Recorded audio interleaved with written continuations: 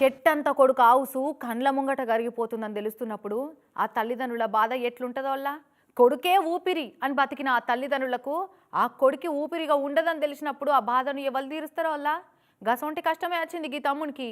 చిన్నెన్టీఆర్ అంటే పానం ఇడిచే నా కొడుకు దేవర సినిమా దాకా బతికినా చాలు అని ఆ తల్లిదండ్రులు ఏడ్చుకుంటూ చెప్తుంది చూస్తుంటే కళ్ళల్లో నీళ్లు తిరగబట్టినాయి. పగోళ్ళకు కూడా రావద్దు ఇసొంటి కష్టం. 19 ఏళ్ల కొడుకు ఆవుసును క్యాన్సర్ బీమారి కండ్ల ముంగట గుంటబోతున్నదని తెలిసి కన్నోళ్ళు కన్నీరు పెడుతున్నది చూసి అందరి కళ్ళు చెమ్మగిల్లుతున్నాయి. టీటీడీల డ్రైవర్ కొలువు చేస్తున్న శ్రీనివాస్ అనేటైన కొడుకు కౌశిక్కు 2 ఏళ్ల కింద బ్లడ్ క్యాన్సర్ బీమారి వచ్చిందట.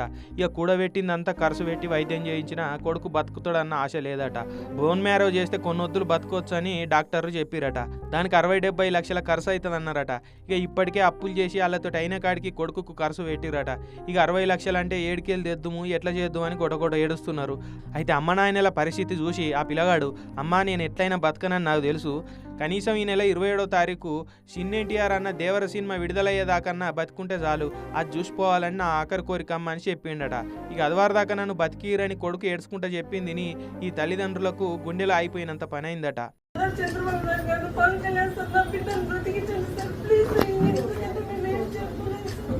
అబ్బాయి అది ఒక్కటే అడుగుతున్నారు సార్, ఏమి ఏడుతుంది వరకు బ్రతికించండి అని అడుగుకుంటున్నారు సార్. యాక్చువల్లీ ఏంటి అది ప్లీజ్ సార్ మీరు స్పందించండి సార్ అబ్బాయిని ప్లీజ్ సార్.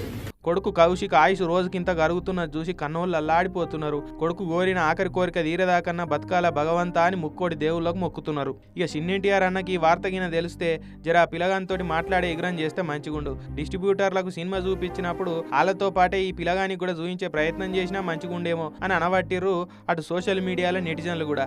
మరి చూడాలిగా ఏమవుతుందో.